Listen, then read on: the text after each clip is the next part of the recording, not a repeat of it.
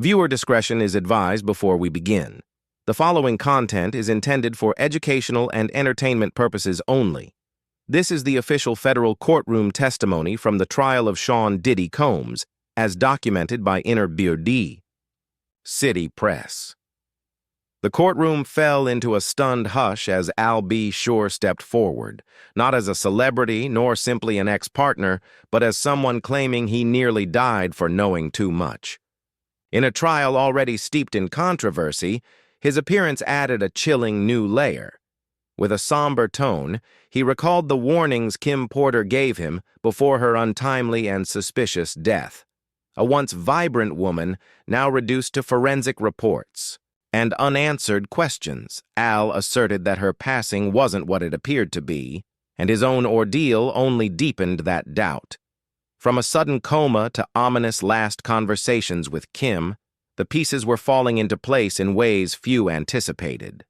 Now, under oath, Al implied that Diddy's potential crimes may extend beyond what's visible, encompassing secrets buried with the deceased. This isn't just a music industry drama. It's a long-overdue reckoning. When albsure entered the courtroom, the tension was unmistakable. He wasn't just any witness. He had close ties to Kimporter and had long suggested publicly that her death wasn't by natural causes. Dressed in a tailored charcoal suit and visibly moved, he took his seat, gave Diddy a brief glance, and fixed his gaze ahead. You could sense the shift in the room's atmosphere. For years, many dismissed Al's warnings as conspiracy theories, emotional bitterness, or a cry for relevance. But now, under sworn testimony, his words carried undeniable weight. He began, not with direct accusations, but a heartfelt memory. He recalled Kim's laugh, her spirit, and her love for her children. Then, his tone shifted. She warned me long before she passed. She said, "You trust too easily. If you keep opening up like this, you'll get hurt. Or worse." I didn't understand then. Now I do. According to Al, Kim openly told him she feared for her life. She believed people close to Diddy were more than enablers. They were dangerous. When the judge asked him to stay focused, he paused and continued. "I believe Kim's death wasn't natural. And what happened to me, my coma, was no accident." That statement drew audible gasps from the gallery. Al then described in detail the events leading to his sudden health collapse in 2022, diagnosed as multi-organ failure. Until then, he'd been healthy, with no warning signs.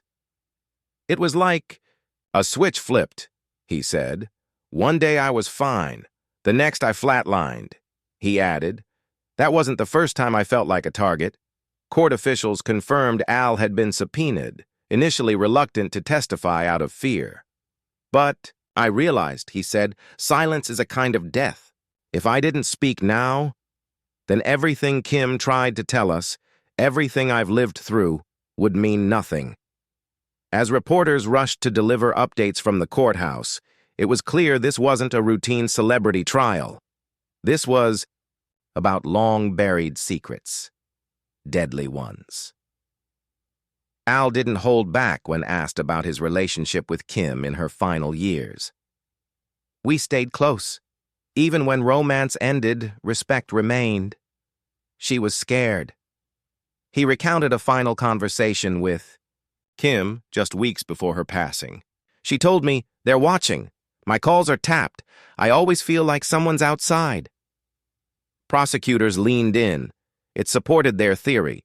Kim had been silenced. Al explained that Kim kept detailed notes, names, dates, events. "She told me if something happens to me, it wasn't an accident."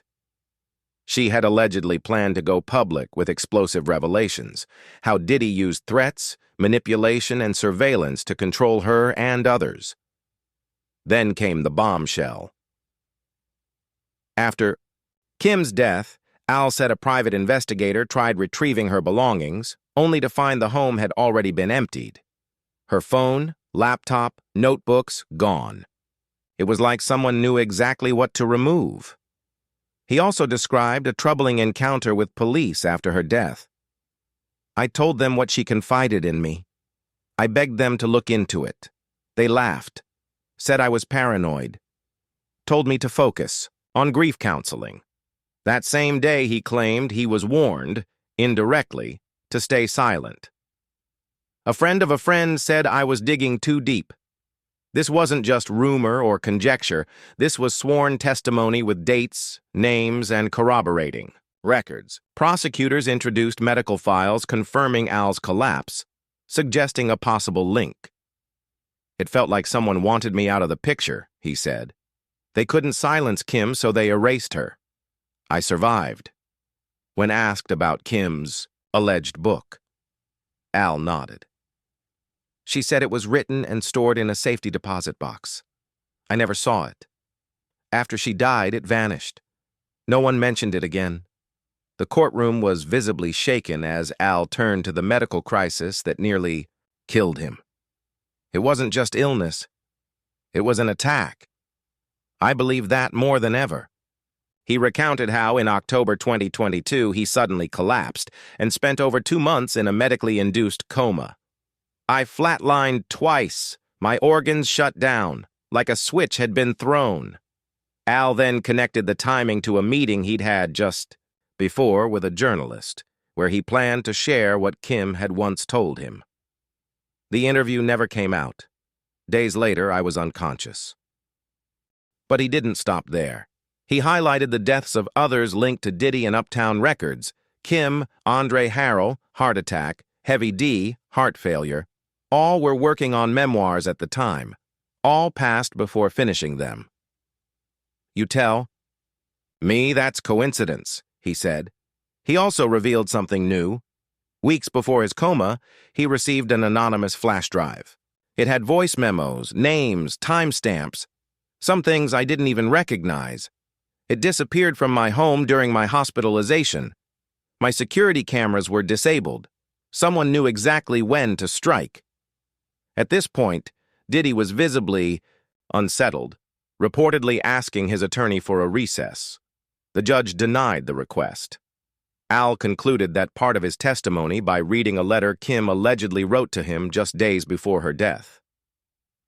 "I'm scared. If anything happens, take care of Quincy. Don't stop fighting. You'll know when it's time." The room fell completely still. This was no longer just a statement. It was a message from beyond. Al cleared his throat and moved into what many found to be the most unsettling portion of his testimony. "There was a bounty on my head. At first I thought I was being paranoid. Now I know it was survival." He described how, in early 2023, a former music industry colleague warned him that high-level figures were growing tired of his digging. He was told to stop mentioning Kim in interviews, to delete cryptic social media posts, and to walk away from the past. It wasn't advice. It was a threat. Soon after, he began receiving anonymous messages. "Stay out of it. Don't speak, unless you want the same ending." Initially dismissing them as spam, Al grew alarmed when his car brakes failed on the highway a week later. "That's when I knew. It wasn't a joke." Court documents confirm Al filed 2 police reports in 2023 regarding vehicle tampering. Tampering and threats were previously dismissed due to lack of evidence, but now, under oath, everything came to light. "I'm not saying Diddy personally ordered someone to hurt me," Al began carefully. "But I will say this. When men with power feel threatened, they rarely act directly. Instead, their wealth speaks for them." Then came a major revelation. A former employee of Bad Boy Records, whose identity remains sealed in court filings, allegedly contacted Al through an intermediary, offering $500,000 to withdraw past statements about Kim's death and to publicly express no suspicion. Al refused. "I couldn't live with that," he told the jury. "She meant too much, and my son deserves the truth about what happened to his mother."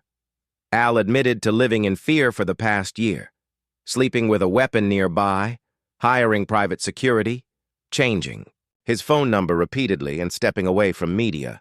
It felt like I was being followed by shadows, he said. I couldn't prove anything, but I felt it. And now that I'm here, on this stand, I know they're listening. As the room held its breath, prosecutors addressed the judge. We intend to submit further evidence of attempted witness tampering and threats toward Mr. Shore. The courtroom buzzed. If verified, this could lead to new charges, potentially obstruction of justice. Attention then shifted to November 15, 2018, the day Kim Porter was found deceased. Prosecutors asked Al to recount events from that time. It was supposed to be a regular week, he said. We were all celebrating Quincy's new Netflix deal. Kim, Diddy, the kids, everyone was there. Al described Kim as upbeat and full of life, enjoying time with her children and friends. There was no sign of illness, none. That night, Al recalled, Kim mentioned feeling uneasy. I feel like I'm being watched again, she told him. It wasn't the first time she had expressed such concerns. But what most disturbed the courtroom were the inconsistencies in how Kim was found. Al testified that a source close to the House staff informed him Kim wasn't discovered peacefully in bed, as publicly claimed, but collapsed in the bathroom near the tub. Even more troubling, there were reportedly bloodstains on her pillowcase and a trail from the bed to the bathroom. Al said he attempted to access the autopsy report but was blocked. When I asked why, I was told the results were sealed. I asked by whom.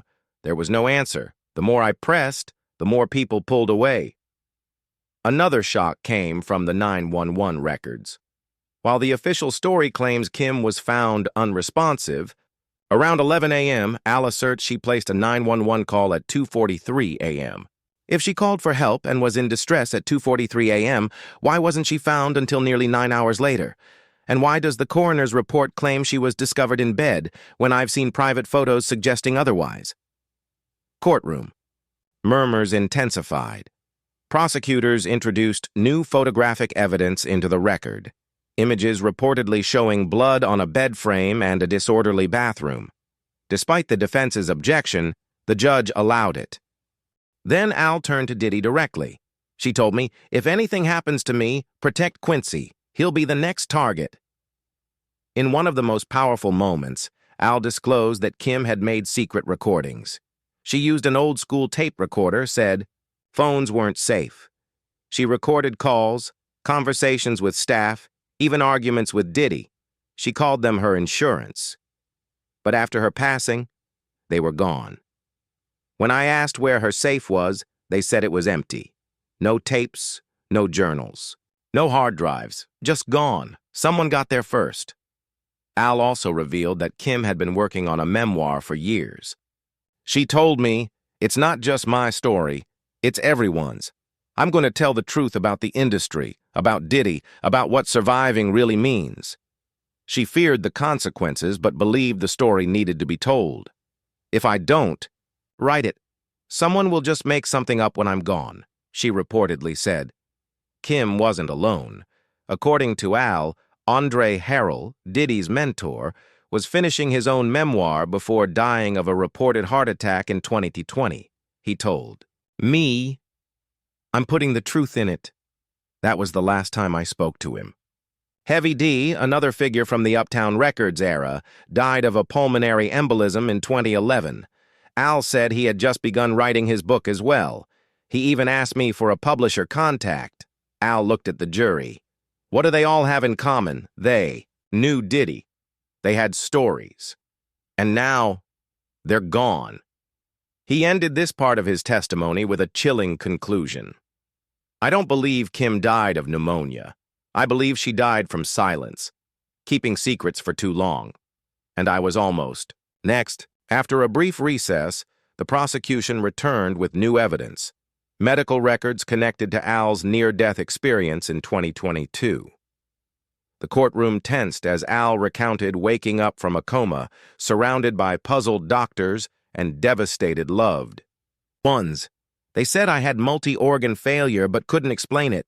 No pre-existing conditions, no clear cause, just collapse. He revealed for the first time that 2 weeks prior to his collapse, he was approached by someone claiming to represent an old friend, a person he now believes was connected to Diddy. The intermediary offered a financial incentive in exchange for Al dropping the Kim subject. He declined.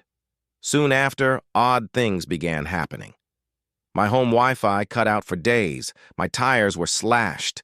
A man tried to enter my building and fled when confronted. Then I got sick, fast, couldn't breathe, couldn't eat.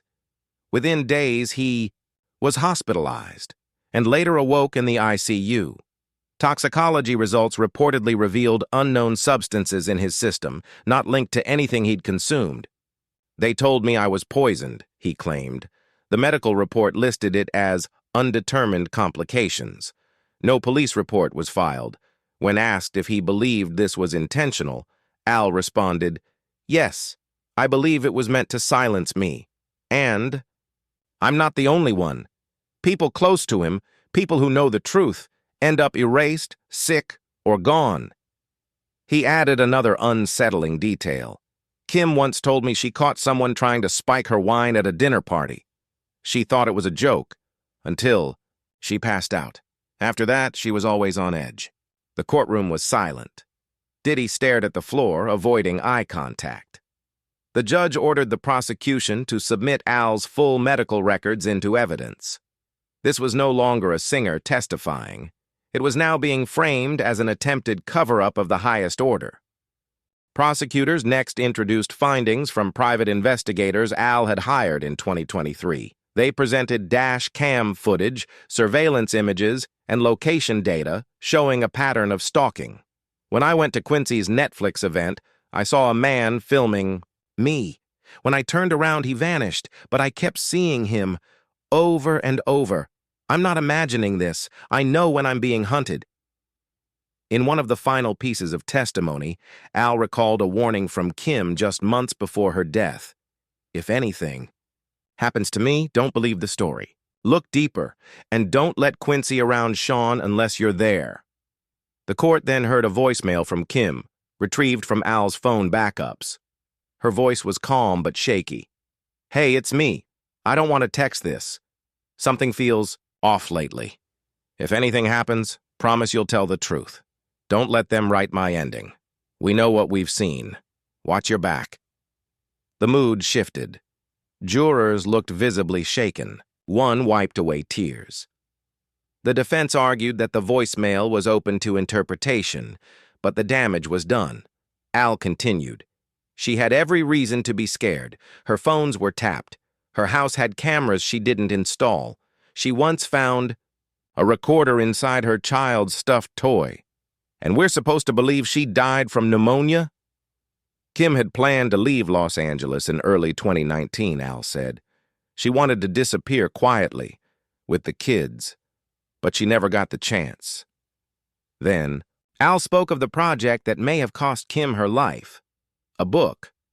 Not the one that was released after her death with polished excerpts, but a raw, unpublished manuscript she'd started back in 2012. She called it her lifeline, he said. It had names, dates, burner phones, and recorded memos. All gone now. She intended to publish it under a pseudonym through a European outlet. Al had read some of it. One chapter described her first experience at one of Diddy's infamous dark room parties.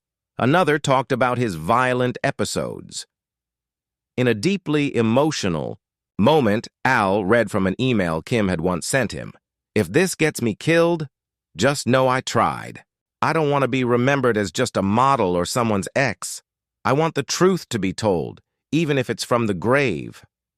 Several jurors were visibly affected. Women in the gallery, some claiming to have worked with Kim, were seen crying or finished his testimony with these words. She didn't want to be a footnote in his story. She was a mother, a survivor, and someone who got tired of being silenced. I owe it to her to make sure that silence ends. With that, the prosecution rested. Al B.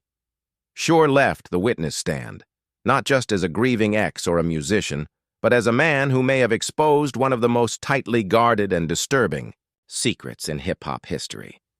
As the courtroom emptied, the whispers didn't.